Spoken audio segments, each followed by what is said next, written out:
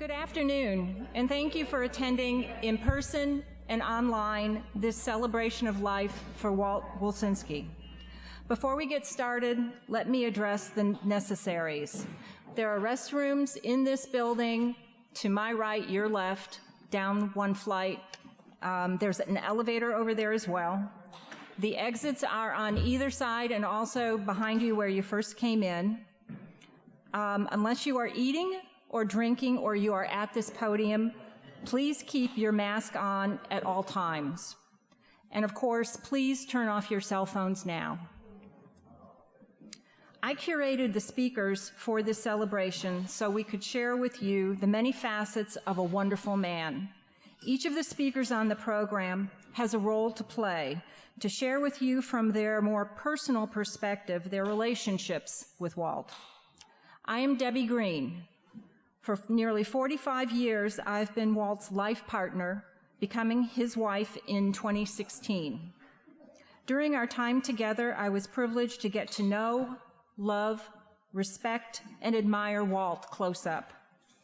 We met at the University of Michigan in 1975 when he was a graduate student in Glenn Northcutt's lab. He worked hard as a budding scientist with a curious mind and a keen intellect, spending hours in the lab as necessary. But he also knew how to have fun.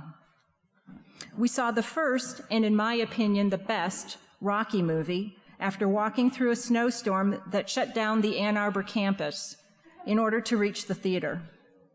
We rode in his reliable 3-speed on-the-column Black Maverick to see the first Star Wars movie at the Briarwood Mall. We went to the Blind Pig to drink sangria and hear jazz. We spent fall Saturdays watching Michigan football in the Big House. Michigan was the team to beat back then. And fall Sundays reading under trees, drinking hot cider, and eating hot donuts at a nearby apple orchard. We canoed across an in-town lake in the spring and summer, and we went camping with friends. I got involved with Walt's science early in our relationship. You knew it was love because I typed, yes, typed, his dissertation entitled Connections of the Midbrain Auditory Center in the Bullfrog on Mary Sue Northcutt's IBM Selectric typewriter, the one with the miracle erasing whiteout key. While typing, I was introduced to many multisyllabic words I'd never heard, let alone tried to spell, like hypothalamus and hippocampus. The magic whiteout key soon became my best friend. Walt and I began to travel together to his scientific conferences, various marine biology stations and field sites, and cemented lifelong relationships with other graduate students, postdocs, and faculty.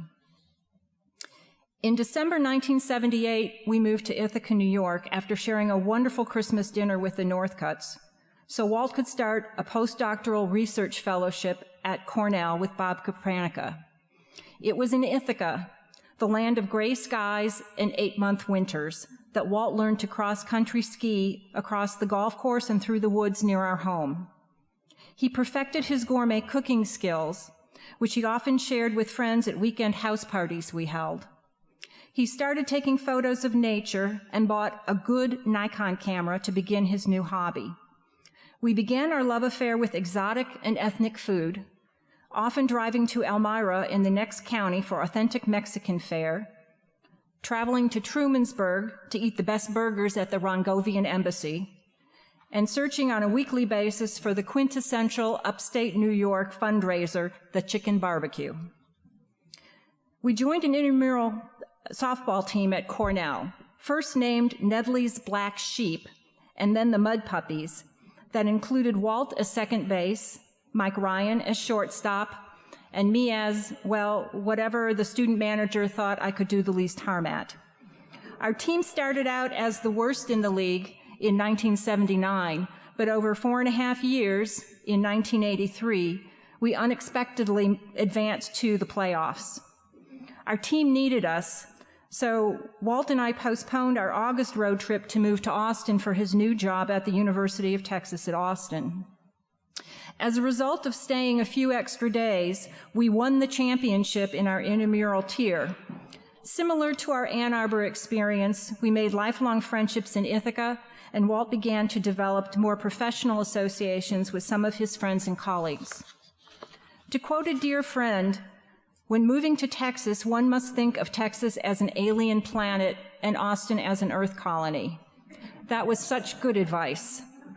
Others will talk more about Walt's scientific and scholarly contributions while living in Austin, but I want to share that after nearly 25 years of living there, we considered ourselves naturalized Texans. We had immersed ourselves in the culture, and Walt felt it was his duty to introduce Texan culture to his graduate students. In March 1984, we began what would become an annual rite of spring ritual, running the Capital 10,000 race, then with 20,000 of our closest friends, covering 6 miles of downtown Austin roadway. The ritual of big post-race breakfasts began then. The lab requirement for his graduate students to complete at least one 5K race before they could graduate also began then as well. Another ritual that began in Austin was Walt's antidote to PNS, that is, pre-neuroscience syndrome, the anxiety-producing characteristics graduate students exhibited while preparing posters before the annual Society for Neuroscience meetings. We devised theme-based meals at our homes that matched the cuisine of the city that we were going to. Gumbo and bananas Foster for the New Orleans meeting, but we had to settle for eating out at Denny's for the Anaheim meeting. We began going to hear live music on a regular basis while living in Austin. We discovered bars had house bands that would perform in those venues on slow days for no or low cover charges. We were regulars along with Mike Ryan on Thursdays at Ego's, now a karaoke bar, to hear the singer-songwriter trio of Trish Murphy, Casey Crowley, and Renee Woodward. We spent Sunday evenings at the Saxon Pub, now surrounded by luxury apartments, to hear the Resentments. Saturday nights would often find us at the Cactus Cafe on the UT campus, where a variety of new and well-known singer-songwriters shared their talents with an appreciative audience. But since 1996, Walt had grown restless, having had a taste for urban living while on sabbatical when he served as a National Science Foundation program director in Arlington, Virginia, and lived in the DuPont Circle area of Washington, D.C. He wanted to experience life in another urban setting, and so in 2005, we moved to Atlanta, where he joined the psychology faculty and the Center for Behavioral Neuroscience at Georgia State University. But Walt had a social side to him that brought people together, and I want to touch on that for a bit. We began to corral groups of like-minded people and some newbies to run 5K races, especially in the downtown area. It was great fun to run through the streets where only cars had been allowed to drive just a few hours before. We ran races through neighborhoods. There was one race that we ran in the ice and snow, and several running into the Braves Stadium in Cobb County and both Falcons stadiums downtown. And then there was the famous 12 races in 12 months challenge in 2016. And of course, each race was followed by a big post-race breakfast in the neighborhood that held the race. Walt also started organizing restaurant-hosted wine dinners that showcased a prominent vineyard's or distillery's wine and spirits, chef's tables for tasting Atlanta's Celebrity Chefs Fair, and a general exploration of Atlanta's fine dining scene. In addition, he organized groups for several musical outings to places like Smith's Old Bar, the Red Light Cafe, Eddie's Attic, and Art Bowman's house concerts, oftentimes to see Texas singer-songwriters and bands such as Darden Smith, Jimmy LaFave, Kelly Willis, Radney Foster, Wendy Colonna, and many more. Walt loved spreading the gospel of Texas music. There is so much more to share. I haven't even touched on Walt's experiences in Panama and Chile, but we have many more speakers and a video on the program, and I also want to leave time for those present to share memories of Walt. So I'll close my part of the program by saying that Walt was a kind, smart, funny, and caring person and had a tremendous influence on his family, his friends, his colleagues, and his community. We are all very lucky to have had him in our lives. Now let me ask Walt's brother, Alec Wilczynski, to come to the podium to make remarks from a family perspective. Alec? Thanks, Debbie. Austin was a place that Walt really loved. Austin is one of many places Walt lived or studied. Michigan, New York, we grew up in New Jersey. But this was a very special place to him. He liked the openness of the people. I think he liked the energy of the place, the music bars, the food, the whole thing. And I could see his point, because his house and Debbie's house became a kind of tourist attraction for our family over the years. And there's a number of us here. We would come down here, and we're from New Jersey, basically. And it was also very different and so much fun. And Debbie and Walt were wonderful guides. They had encyclopedic knowledge of everything. Austin is great. We always had a good time. But one thing we never talked about, or at least I never did anyway, was Walt's career. I don't know much about neuroscience and don't really care to learn about it. But it was evident to me at that time even that he was having a pretty big career, and it was robust. And he knew a lot of people, and he influenced a lot of people. He mentioned several of you here, always favorably and always affectionately. I could see this. I looked up a few things. And if you look at Walt's career, it seems to have tracked almost exactly with neuroscience, the rise of neuroscience as its own thing. The Society for Neuroscience, it's not plural, right? Science, neuroscience, which I think is your professional body, was founded in 1970. They had their first conference then. There were 1,300 people. Walt went to one of the first conferences in 1974. So only a few years after founding of a society to recognize and honor the discipline, he was there. He gets his PhD in 1978, and it takes off from there. Now, the latest statistics I read, the same conference drew 44,000 people. And there are 36,000 members of the Society for Neuroscience. So Walt moved it along, I think. I mean, other people did too, and I'm not saying he was the only one. But he had 30 graduate students, right? Many of whom are still active, and they had, well, 30 times 30, 900 graduate students, if that's how it works. I don't know. I saw this, actually, when in an odd place about the influence that Walt had on your profession. I think it was 2014, we were at a wedding in Monzon, Spain.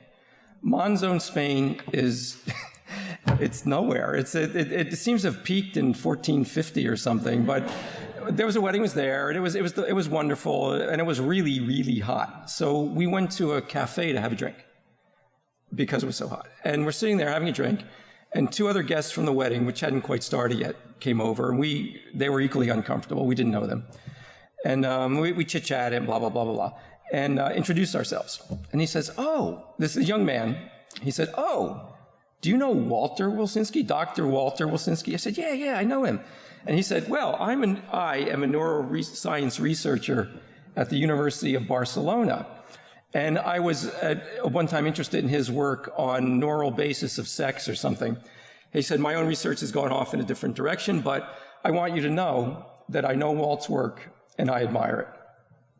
He asked me if I could introduce him to Walt when he was in the States.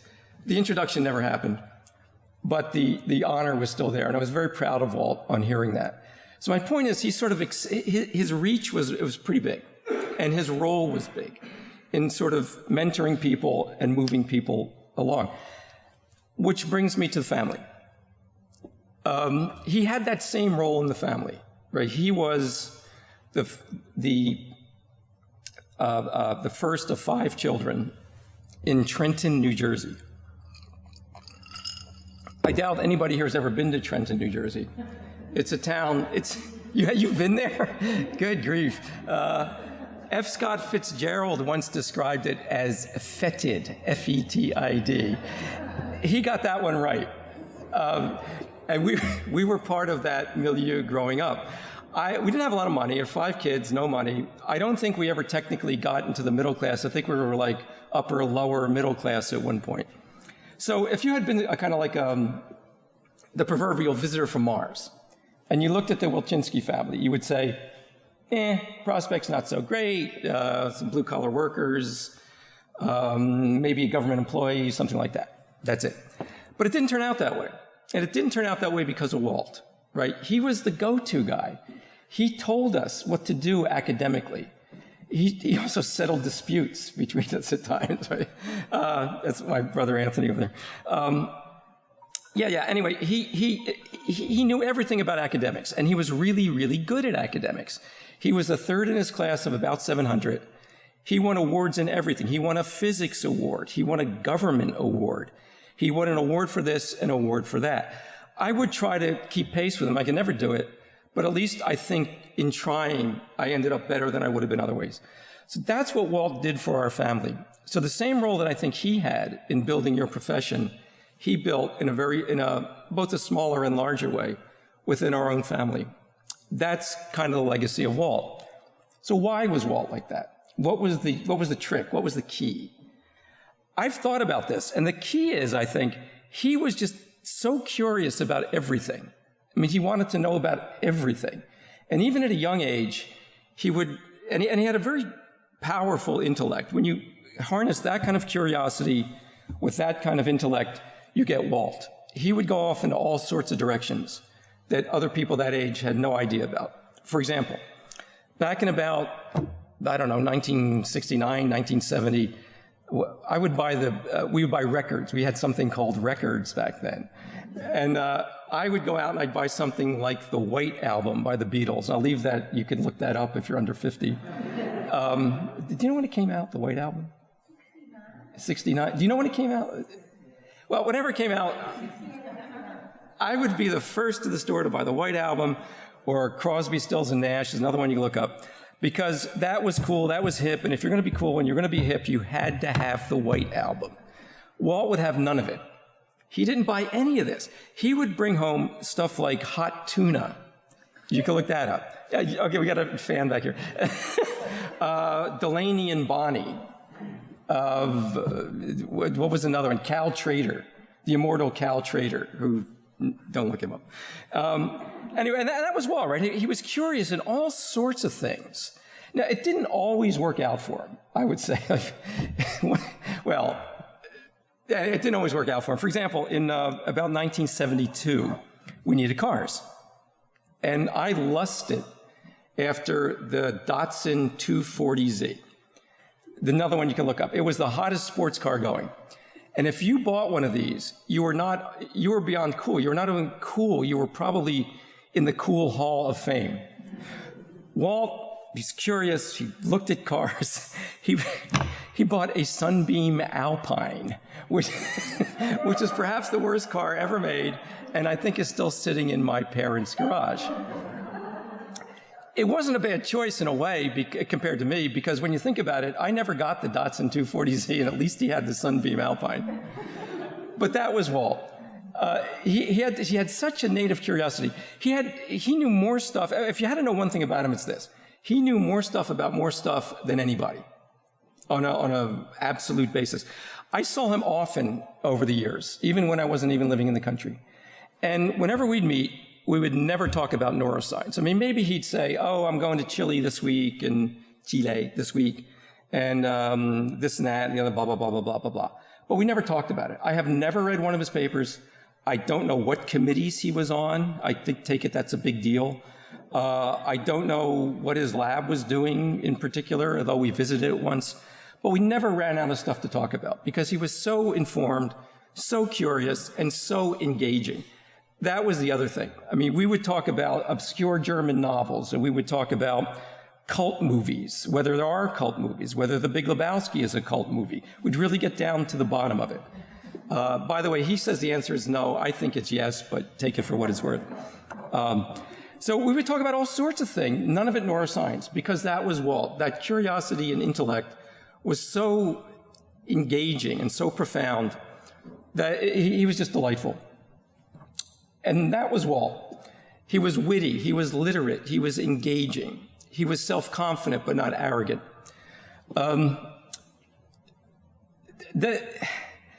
That's what I hope the takeaway from this is in Walt, and that's what we've lost. You've lost a neuroscientist, but we've also lost a friend and confidant, at least with me. He was my brother, but had he not been, he would have been a dear friend and close confidant. Yeah, it's customary, I guess, in these things. You're supposed to mention the name of the person's past, which I'll do now, although it pains me. So we're all here today, and let us remember Walter Wilczynski. We won't see his like again soon. Thank you.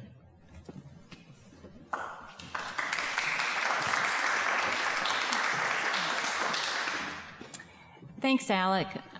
We may have a technical glitch. We do have a technical glitch. Okay, so we're going to move on to Mike Ryan. And for those of you who are reading the program online, our technical glitch is that we're going to have to skip over the remarks by Steve Phelps, which are actually from Glenn Northcutt, Walt's doctoral advisor, but we'll see what we can do. Thanks. So thank you very much. So we're at this pub, and Walt says, this isn't true now, but it was true in the day. Isn't it odd that people in Austin don't drink cocktails? And 5 minutes later, Walt had taken out a pen, gotten some paper, and organized this big cocktail party between our two labs. He recruited everybody to bring certain kinds of cocktails, and then it was done. And then we're quiet for a while, all of us thinking, well, how are we going to make these cocktails we said we were going to bring? And then Walt said, isn't it weird nobody says douchebag anymore? And we were on the, I'm sorry if that offends anyone, but we were on the floor laughing. And Kathleen Lynch, who had just begun as a grad student, and I'm assuming that Kathleen's hearing all of this, Kathleen said, yeah, where I grew up, we always said douchebag. And then it became clear to me that Kathleen grew up in New York City as well as New Jersey. And then I found out that same day that Kathleen and I went to the same little dinky Catholic high school up in Northwest Jersey. But what does that tell us about Walt? He was so good at bringing people together, like this cocktail party. He was a great social facilitator. And the second comment, you know, Walt did not specialize in salty language, but he also wasn't prissy. And he had such a wonderful wry sense of humor. And he was really able to just cut. As Alec was saying, he was able to cut to the real crucial point of things and explain them. And he also wasn't afraid about putting people in their place. With Debbie and some dear friends of ours, Pat Moran and Steve Silverman, who I assume also are looking at, we were in Arlington one time for a Yankees game. Walt and I, we shared a lot of things. One was our dedication to New York Yankees. And the third baseman made this really slick fielding play. And I said to Walt, I could have done that. And Walt said, yeah, but could you hit a curveball? And so much for the field of dreams. You know, he just crushed my spirit right then. But he was, you know, he's very incisive, and he wasn't a conformist. And he was very confident in the way he thought about things. So, as Debbie said, she and Walt moved to Ithaca in 1978. And I was a graduate student at that time, but I was always in Panama, so I didn't meet them until 1981, my last year there. And I remember very specifically my first conversation with Walt. We're playing softball, and I said, so Walt, how do frogs localize sound? And even though I had had this explained to me a number of times, for the first time I actually understood it. And Walt was not only a good scientist, he was so good at communicating with people. Not only communicating the nuts and the bolts of science, but also communicating his great enthusiasm for science. So I went from Cornell, and I got this job here, but I was in Berkeley for a postdoc. And David Cruz, who was in our department as well as the psych department, David was in Berkeley, and he hunted me down, and he was waving this paper by Walt and Glenn Northcutt. And David said, "Do you know this guy, Wilczynski?" I said, "Yeah, I do. We're not really friends, but, we knew each other in Ithaca." And David said, "Read this paper, and guess what? We're going to hire him in psychology." So at that point, I thought, this is fantastic. I'm going to have a really good colleague. And of course I did. I never would have dreamed that I would be collaborating with Walt for most of my scientific career. And we had a good run. We published 40 papers together, papers in Nature and Science. We co-authored a book together on animal behavior. And the animal behavior project was very telling because I had an outline for this book, and I asked Walt to join me, and Walt said, "You don't need me. You can write this by yourself." I said, "I know, but think of how much fun we would have if we wrote it together." And science with Walt was really fun. And we did a lot of things together.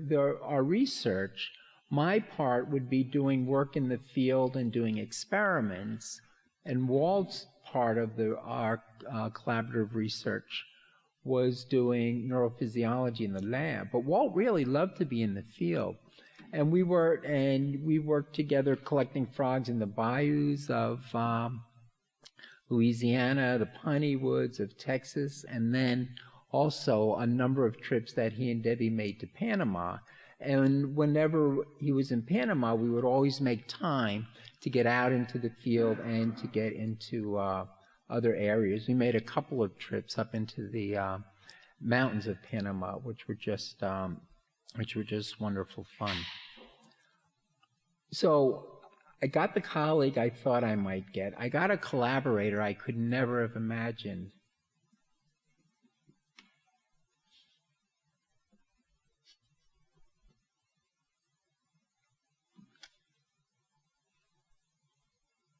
Sorry, got to catch my breath.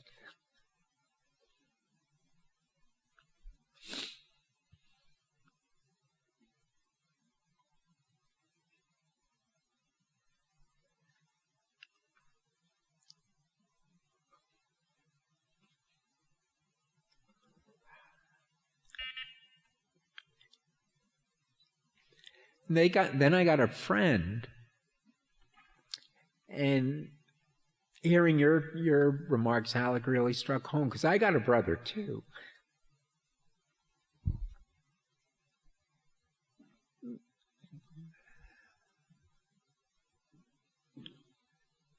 And he was so helpful to so many people. When I first came here, I drove here in a U-Haul truck, and Walt and Debbie found an apartment for me. And Walt and Harold and Andy Bass were on the coast at Port Aransas doing some research together, so Walt wasn't here when I arrived. So Debbie gave me his Porsche. Walt did love cars, and they still have the Porsche. And I tell you, if I could fit this wheelchair into that Porsche, Debbie, I would take it off your hands in a second. And what a wonderful way to integrate into a new area, a new state, an Earth colony in Texas, than to have Walt and Debbie and also Harold kind of help me ease into this situation and give me all of the advice that was necessary for Texas. And I'll end here, but it's not a quote from Walt, it's a quote from Debbie. Debbie was telling me when she was first working here, she said to one of her colleagues who was a Texan, tell me some trivia things about Texas. And the woman turned to Debbie and said, "Honey, there ain't nothing trivial about Texas." And that's really so once Walt and Debbie moved here. They made nothing trivial about Texas once they landed in Austin. Thank you.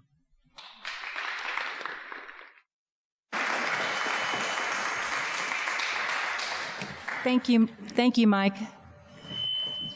The next person who's going to come up is Harold Zakon. Harold? Well, two things I just want to say. First of all, I remember exactly that remark about Texas trivia. It's stayed with me forever. And the second thing is when I came in, I was standing next to Dennis McFadden with my back to him, and he was talking to Alec. I never met Alec. And all of a sudden, I heard his voice, and I thought, oh my God, Walt's back with us. His voice, his mannerisms, it just reminded me so much of Walt. Anyway, so I was thinking back to when I first met Walt.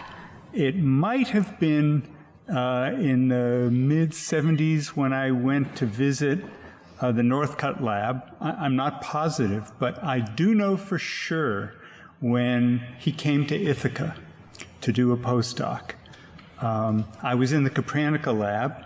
Mike Ryan, as he said, was in and out, sometimes in the field in Panama, sometimes in Ithaca. And Walt made such an impression. First of all, Walt and Elliot Brenowitz, who you'll hear from shortly, and I immediately started doing some field work together.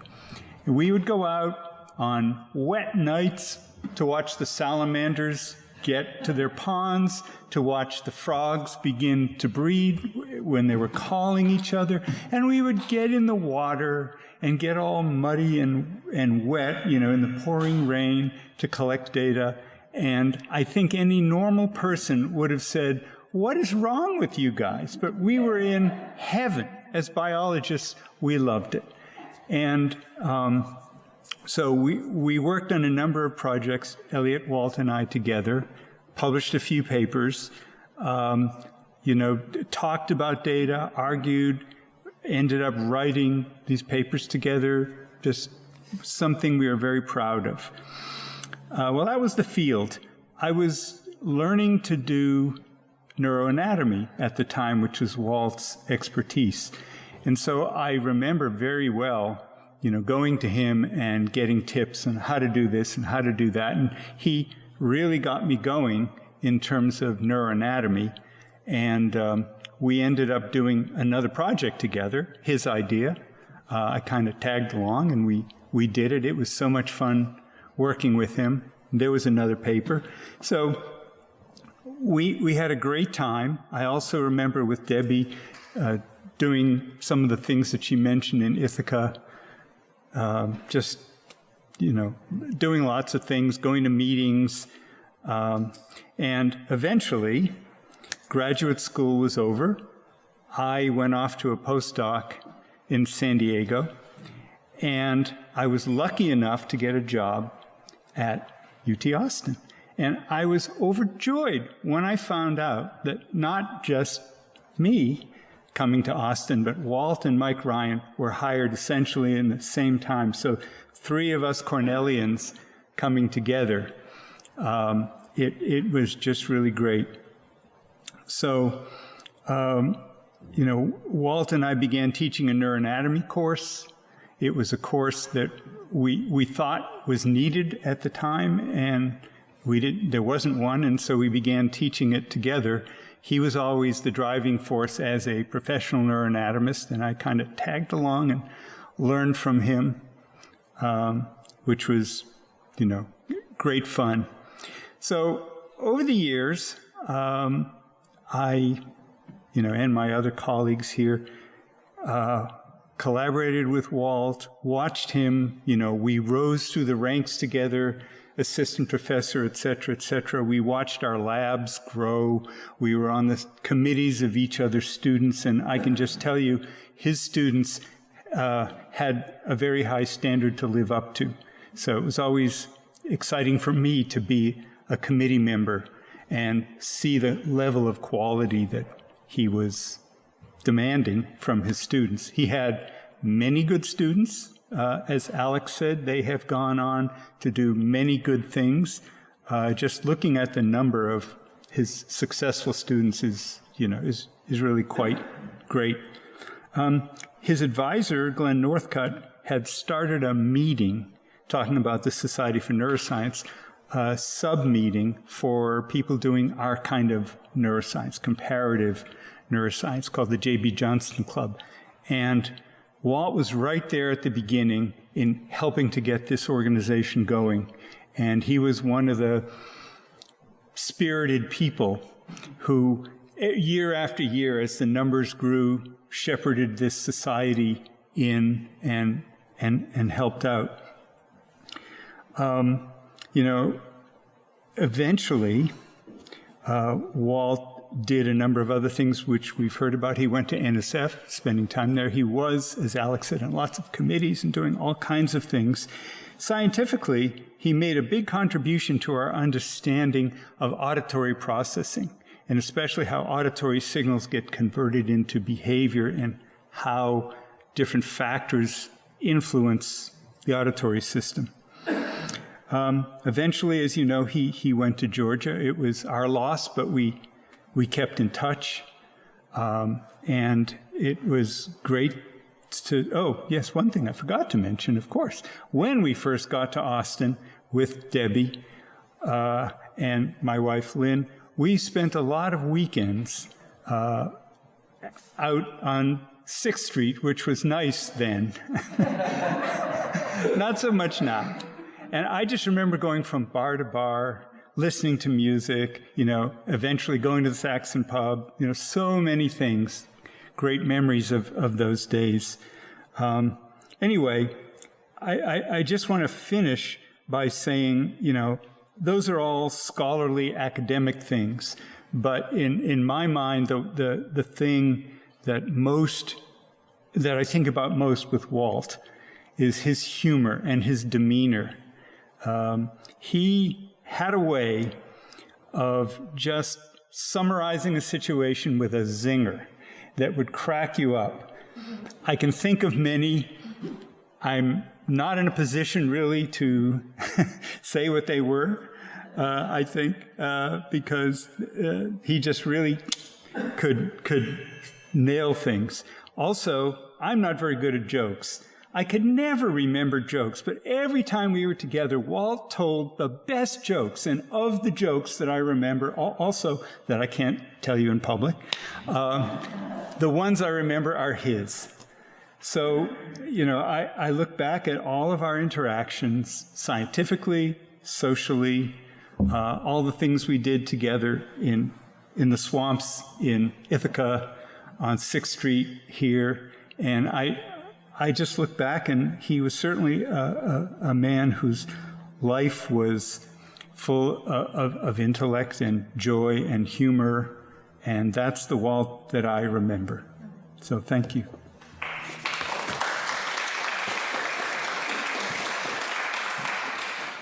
Thank you, Harold.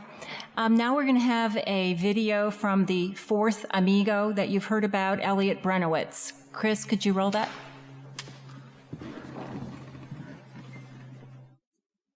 Debbie, fellow friends of Walt, I'm so sorry I can't be there with you today to help celebrate Walt's life. This damn virus doesn't have any respect for people's needs to be together at times like this. Now, I could probably talk about Walt for an hour or more, especially if I started telling all the great stories, but I'll keep this short. Because I know that if Walt were sitting in the audience, he'd be rolling his eyes and giving me that Walt look if I went on too long. And in thinking about what to say today, I found that I keep thinking about Walt in the present tense. He is. He does. He likes the idea that Walt is no longer with us just seems absurd. Like a joke in really bad taste. And since his passing, I have caught myself thinking, oh, I'll have to tell Walt that story. That'll make him laugh. And then the reality of his death hits me, and I feel like I've lost part of myself. We first became friends when we were both in Copernicus' lab at Cornell in the 1970s. We liked each other immediately, and we had so much in common. Walt grew up in New Jersey, and I grew up on Long Island, We had the same sardonic sense of humor that you need to live in those places. As we talked, we realized we spent much of our adolescence hanging out in the same types of joints in those suburban wastelands. And we realized we belonged to a very exclusive club of neuroethologists with unpronounceable Polish last names that contained at least one Z. You know, we let Harold Zakon join our club, even though his ancestors were Russian, because at least he has that Z at the beginning of his name. And being friends with Walt included Debbie, who was the nicest and sanest person I met at Cornell or just about anywhere.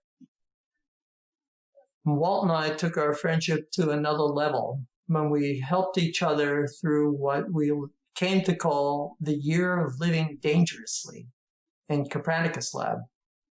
Those of you from Cornell will know what I'm talking about.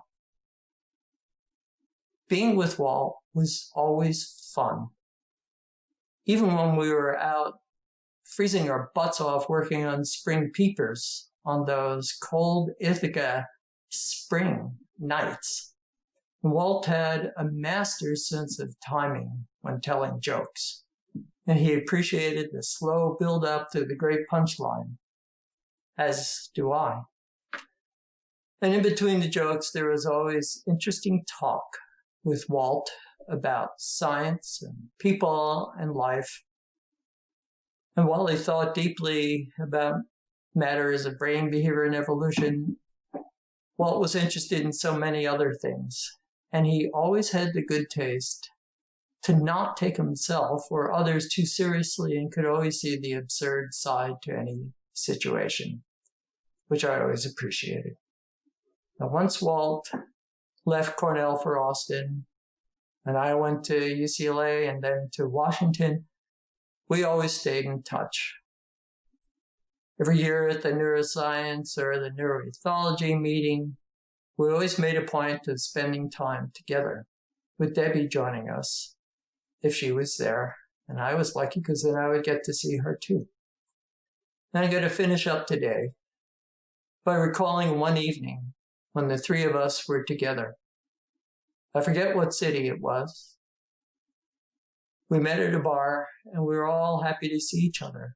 And Walt and I started trading jokes that we'd saved up for each other, as we always did. I said, "So Walt, I have a camel joke." And Walt looked at me and he said, "You have a camel joke? I have a camel joke," with that incredulous look on his face that he would get. He said, "You go first."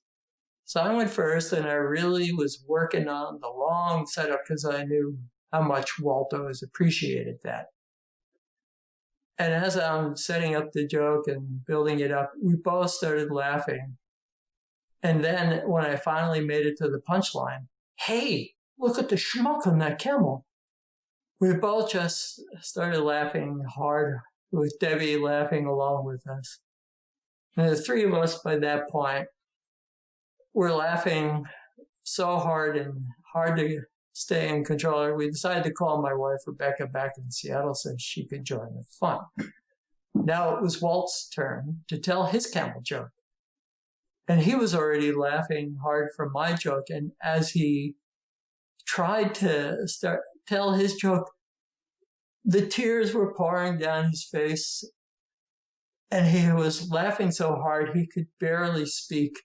The harder he laughed, the harder the other three of us laughed, until we were all totally out of control with laughter. And finally, Walt gasped his way to the punchline of his joke. "Hey, look at the two assholes on that camel." At which point, we all lost whatever control was left and were just laughing loudly and hard and having a great time. And I started pounding the table in appreciation at Walt's joke. And I recall that there was a table of serious grad students sitting next to us, talking science the whole time, of course. And they kept giving us these kind of dirty looks, and I overheard one say, "How those faculty must be really drunk to make such a scene. While I was still laughing, I leaned over and I went, "No, we're not drunk. We're just happy to see each other," which only set us all off again. And Walt's sitting there mopping the tears, and I'm crying, and Debbie's crying. I can hear Rebecca laughing out of control over the phone. Now, when Debbie gave me the truly terrible news about Walt's passing, I thought about that wonderful evening when we were all together and now so happy to be with each other. That's the Walt I will always remember and miss. Debbie, Rebecca and I share your sorrow, and will always be there for you with friendship and love. And I have some good jokes ready to tell you whenever you're ready to hear them. All right. Goodbye to all of you. Take care and be well.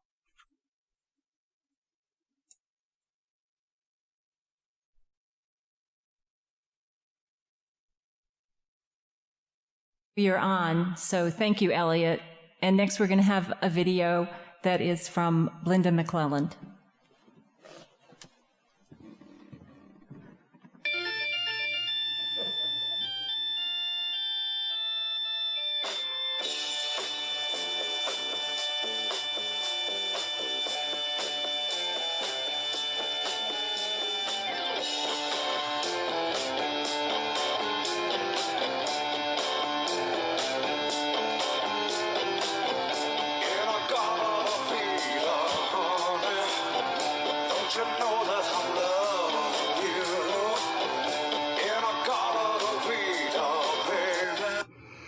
Hi, everybody. I'm Linda McClelland. I was Walt's second graduate student. I'm coming to you from my office here at the University of Texas at Austin. And you may wonder why I was playing In-A-Gadda-Da-Vida. It's a tribute to Walt, because in the mid to late 1980s, we were sitting around in the lab talking about everything and nothing, which we did quite a bit. And the subject came up of what is the quintessential song of the 1960s? And without hesitation, Walt said, In-A-Gadda-Da-Vida. So that's a little tribute to Walt and his opinion about 1960s music. So, as I said, I was Walt's second graduate student. Walt and I shared a lot of touchstones in common. We were only a year apart in age. We both are the product of the New Jersey public school system. We both went to small colleges for our undergraduate work. And we were both very, very interested in how and why animals behave the way they do. So we had a lot of features in common, and this led to a lot of really fun discussions over the years with Walt. And there are 5 things I can count as important in my life today. And knowing Walt Wilczynski is definitely one of them. Of those 5, first of all, meeting and marrying my husband, Howard. Walt didn't really have anything to do with that. But secondly, having children, Walt was incredibly supportive and understanding when we had some fertility issues. And then when I did become pregnant with my now 29-year-old twins, I couldn't do the histology necessary for my graduate work. And he was oh so patient and oh so understanding, and I so appreciate that aspect of him as my advisor. As I said, also, he, among those 5 things, is absolutely responsible for my getting my doctorate. I could not have done this without Walt Wilczynski and his support and pushing periodically. He's been a mentor, a colleague, a friend, but he is absolutely directly responsible for my ability to get my PhD and my ability to have, therefore, another one of those 5 aspects, my job here at the University of Texas, teaching undergraduates, or as I like to say, stamping out the demons of ignorance. So Walt is directly or indirectly responsible for at least several of the 5 most wonderful things that have made my life what it is today. And I just admired him so much. He had some opinions. For instance, sports. It's not a sport if there's not timing involved. And it's certainly not a sport if there are style points involved. Okay. He and Debbie both have been wonderfully generous to me and my family over the years. My children's 16th birthday party we held at their house with a pool, and it has remained one of their best memories. I always told Walt that if I were on one of those game shows where you could call a friend to get some advice or help, he'd be the one I would call, because his knowledge was not just science, it was culture, it was arts, it was humanities, it was everything. It was broad and deep. He was completely supportive of me. Like I said, I was not the pick of the litter when it came to graduate students. And I was 40 years old, still didn't have my doctorate. And I'm sitting around the lab. And I said, Walt, most people get their doctorates before they're 40. And he said, Linda, most people don't get a doctorate. He was right. He was right, of course. And I absolutely loved Walt Wilczynski. But he was wrong about the quintessential song of the 1960s.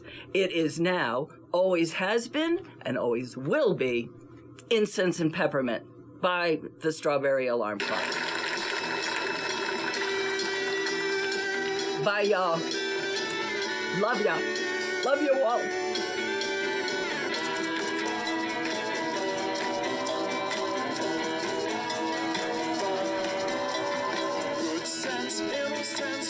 Mankind, dead kings, many things I can define.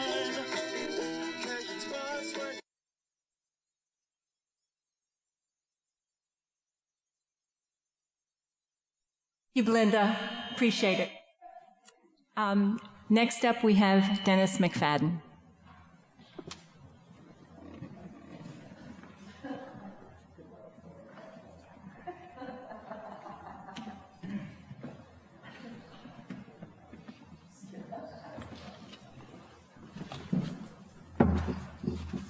Well, you know what happens when you're the last one on the program.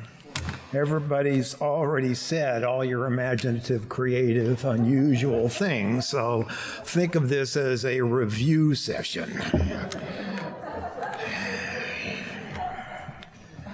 As was true for most of the rest of you, I knew Walt Wilczynski both professionally and personally. I was on the faculty at UT when he was hired, and both of us studied aspects of hearing. So over the years, we had a number of fun discussions about each other's work or new findings by others about hearing. Walt had an excellent memory and knew about a large number of research topics, so I often asked him what was known about auditory characteristics in various other species. And often he would share preliminary data from some ongoing study. He invariably had more substantive comments to make about my work than I did about his, but I think we both enjoyed having an interested audience to talk to. On the personal side, Nancy and I shared many excellent meals with Walt and Debbie. They kept up with the restaurant scene in Austin and would include us on second visits to places they had enjoyed.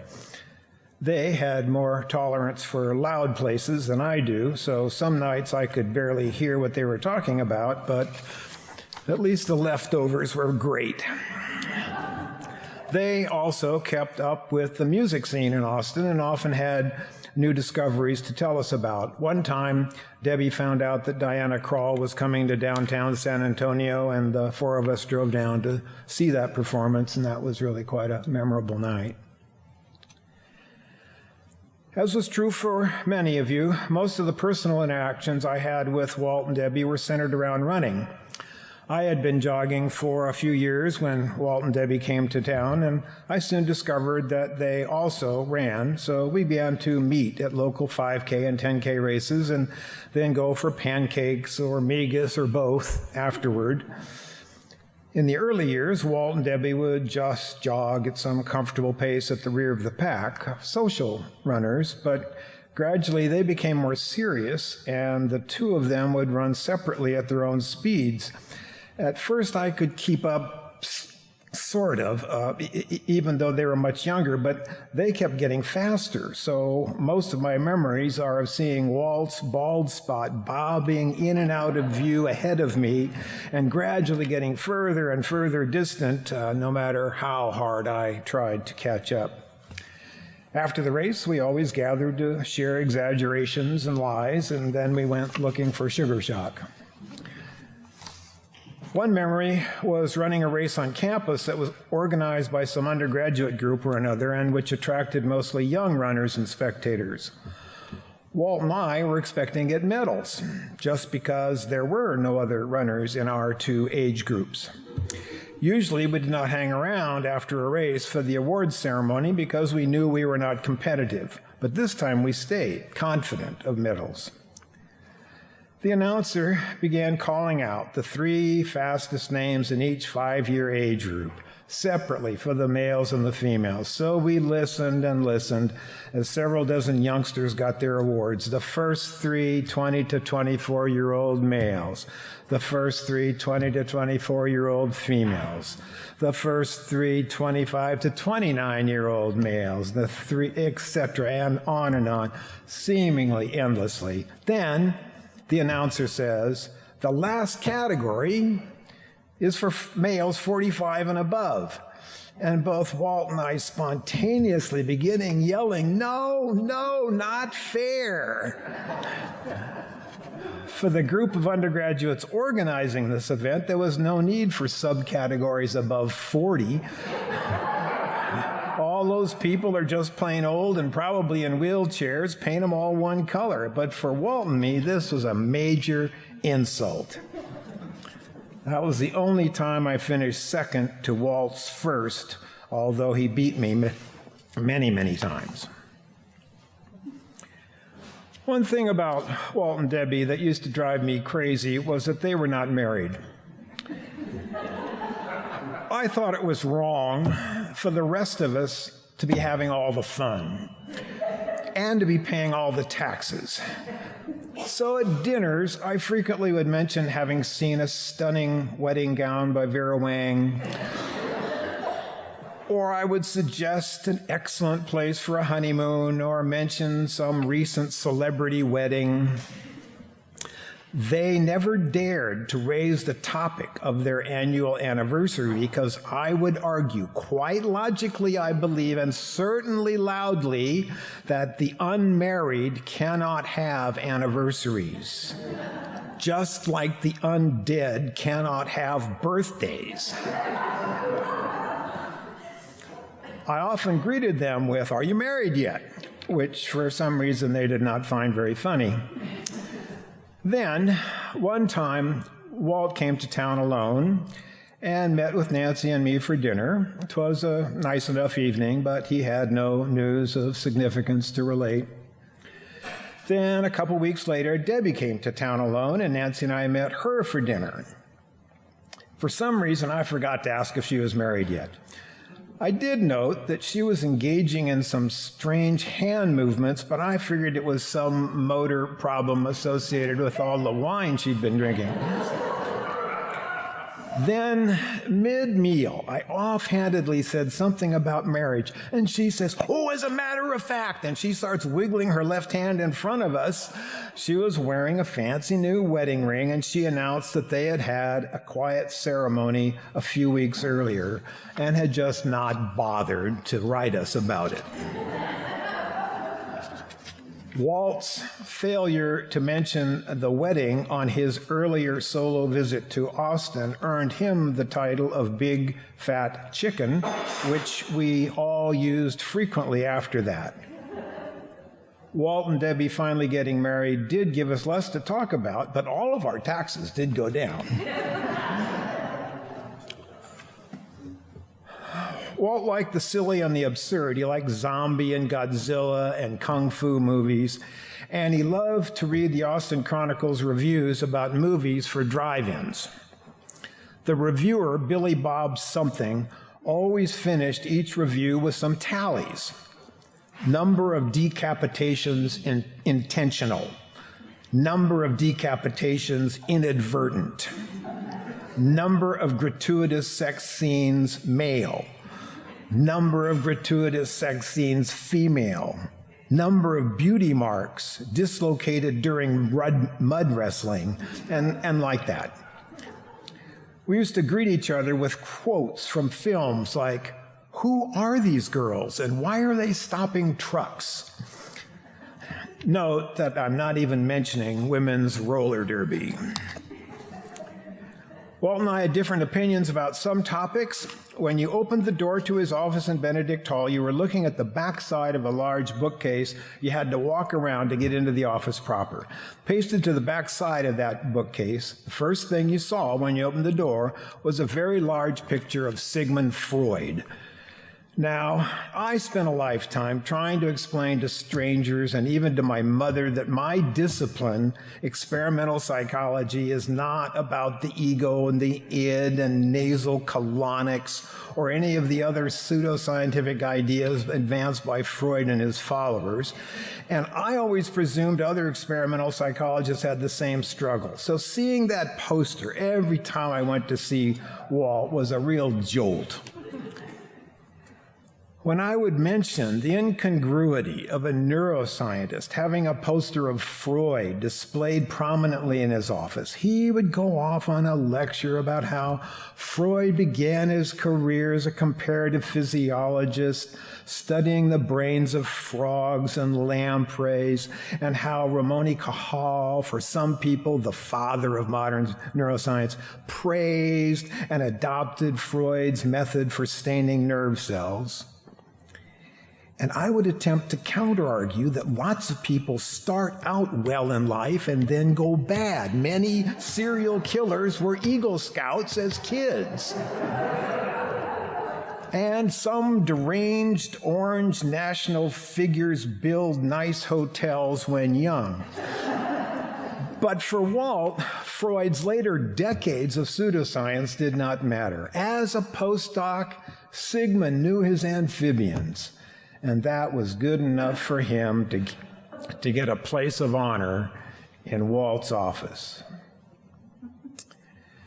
One of my favorite memories of Walt was once when I asked him to help me pronounce a name. It was just minutes before I was scheduled to meet with a fellow from Poland whose name began with a W and then had a series of C's and Z's and S's and Y's and no vowels whatsoever. And to my ignorant eye, it just looked like a very long nonsense syllable. But in a desire to appear more knowledgeable and worldly wise than I am, when I met this fellow, I wrote to Walt asking how to pronounce the guy's name. Walt's reply was immediate, and I remember being greatly relieved when I saw his reply arrive in my inbox, because now I would not be embarrassed when my visitor arrived. Walt's answer was short. It sounds just the way it looks. I still regard that to be one of the great gotchas of my life.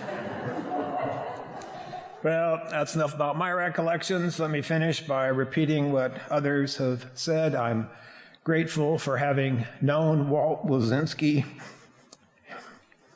He was a big, fat chicken, but I miss him enormously.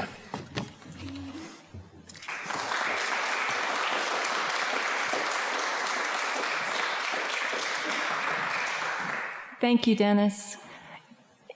Now it's time, if there are people with us today who would like to make comments about Walt, to come up. Is there anyone who'd like to?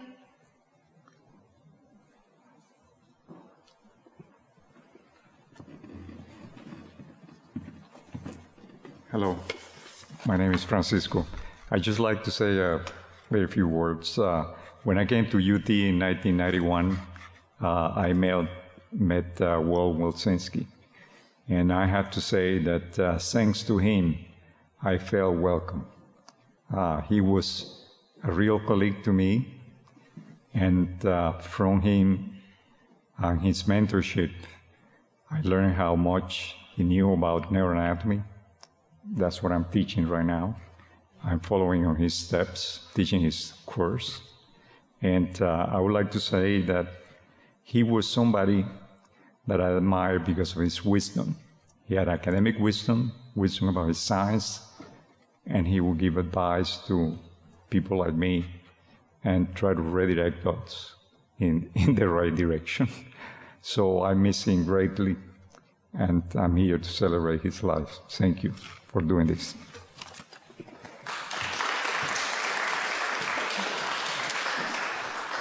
Thank you, Paco. Is there anyone else? Linda?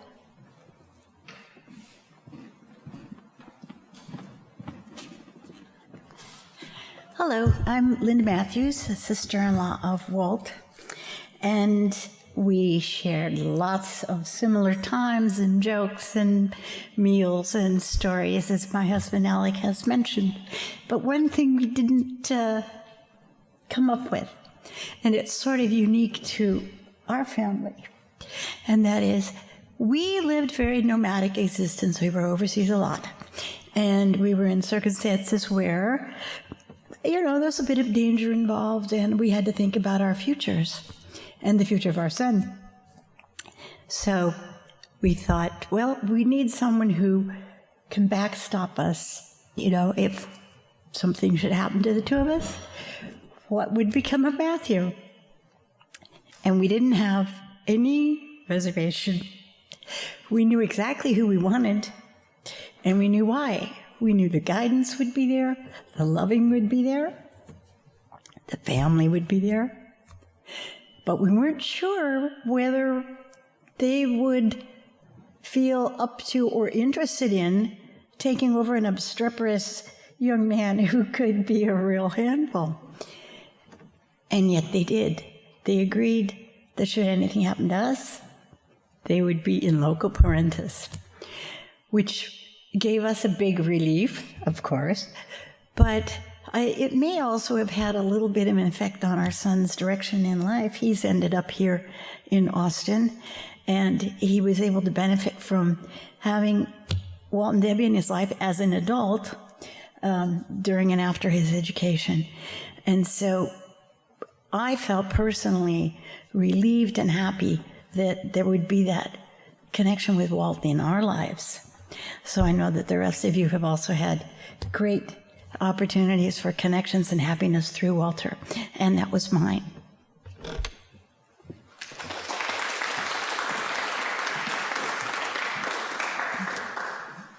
Thank you, Linda. Anyone else? Steve?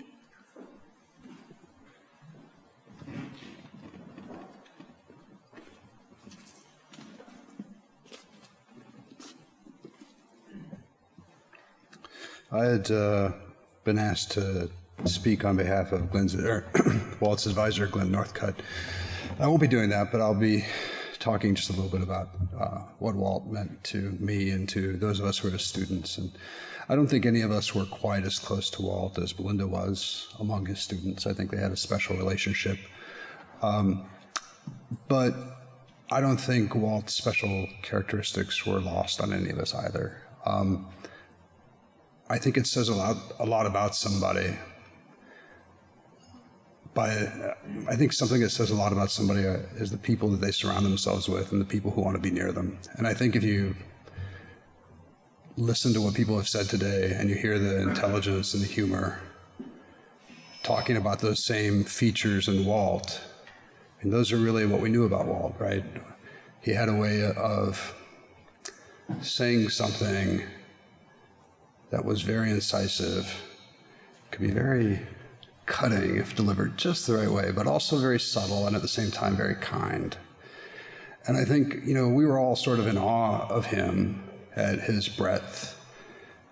And I think something I don't think we always appreciated at the time, though, was that it wasn't just that he was smart and capable, but now sort of as a faculty member myself, I see all of his other traits that I took for granted when I was a student. I see how professional he was, how capable he was. I see how even-handed and kind he was with his students. He was, I don't remember ever seeing Walt angry in all the years I've known him. And he wasn't, you know, there's a saying that people don't suffer fools well.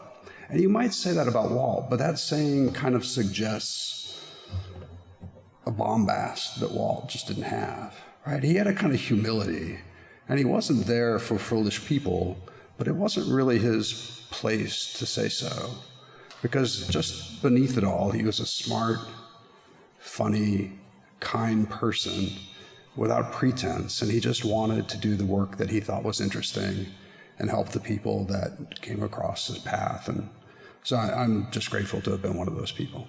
Thank you.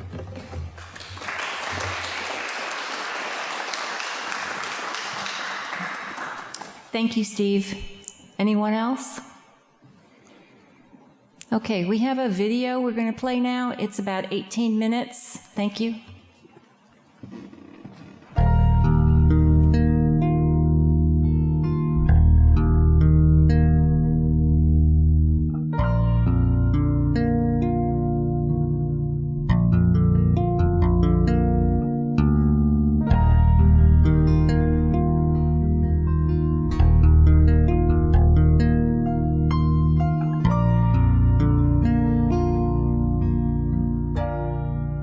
In the vastness of this world, baby, you're so unique. From your pouty little mouth to your pretty little feet, from your head down to your toe, you're beautiful, divine.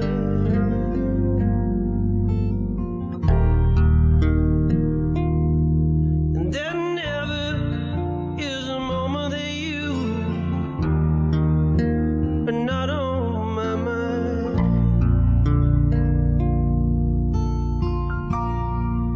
Circumstances cast our fate, maybe wrong, maybe right.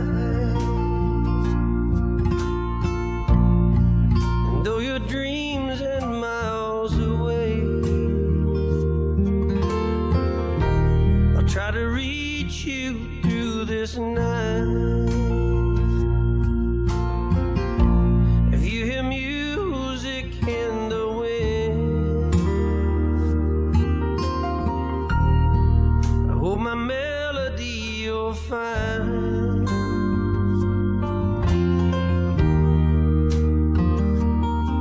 'Cause there never is a moment that you are not on my mind.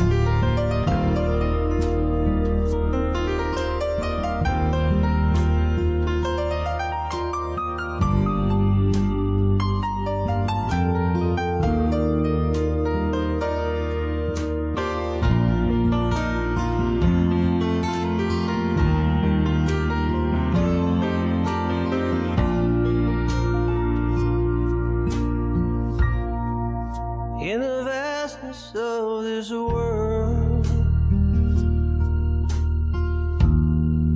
Baby, you're so unique. From your pouty little mouth to your pretty little feet, from your head down to your toes, you're beautiful, divine.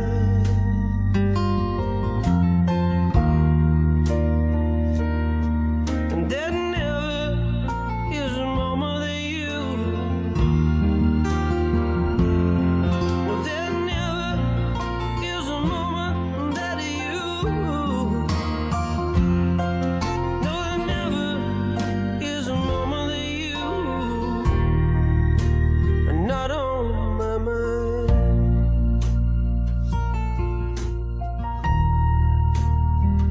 My mind.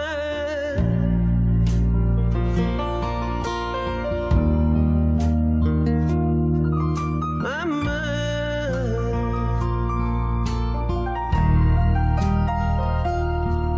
There never is a moment that you are not on my mind.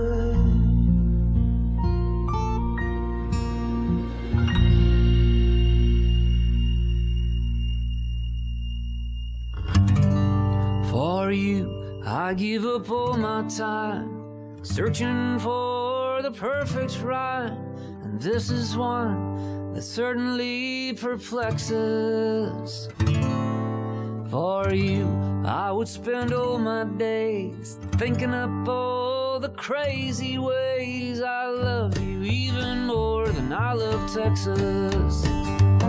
You got Bel Air class, Dallas style, Austin soul, and a Luckenbach smile. For you, I'd trade my truck in for a Lexus.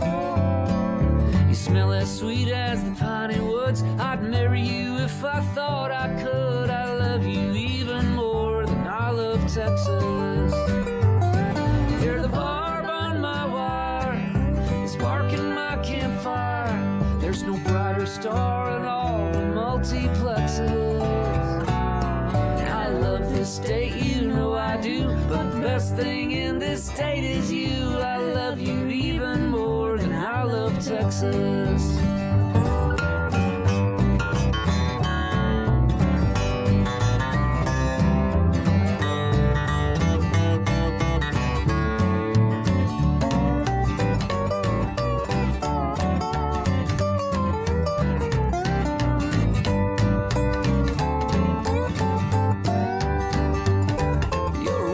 Sharp as a prickly pear, the sun shines in your golden hair. Your smile hits me right in the solar plexus. Skin is soft as early morning rain, temper like a Gulf Coast hurricane. I love you even more than I love Texas. From the mucky duck to the broken spoke, you know this state like an old cowpoke. You know we're all the tastiest Tex-Mexes. You got Matson on the radio, playing Robert Earl and Billy Joe. I love you even more than I love Texas. You're the barb on my wire, the spark in my campfire. Let's head out west where nobody can text us. I promise you I'll never cheat. You can throw me out in the old mesquite. I love you even more than I love Texas. And if you make me leave this state, I'll groan, but I won't hesitate. 'Cause I love you even more than I love Texas.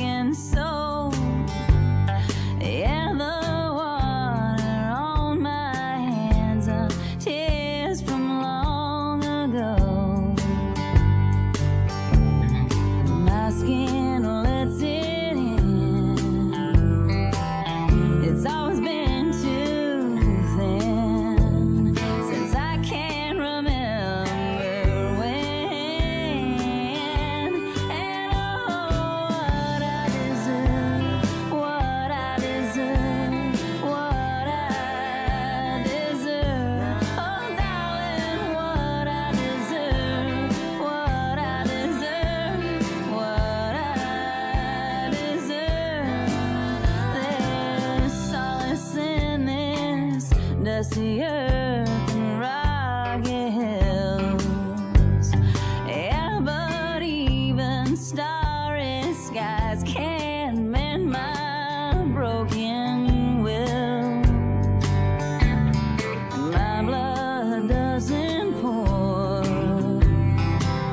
There's nothing to bleed for. I don't believe anymore. And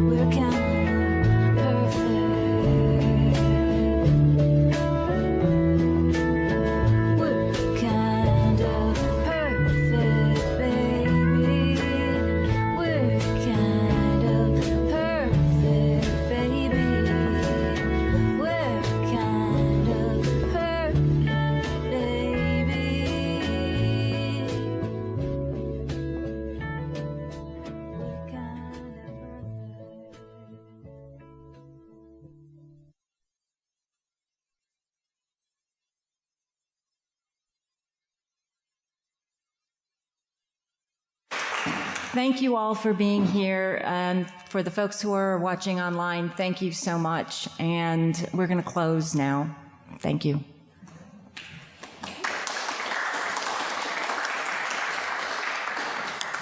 The bar is open.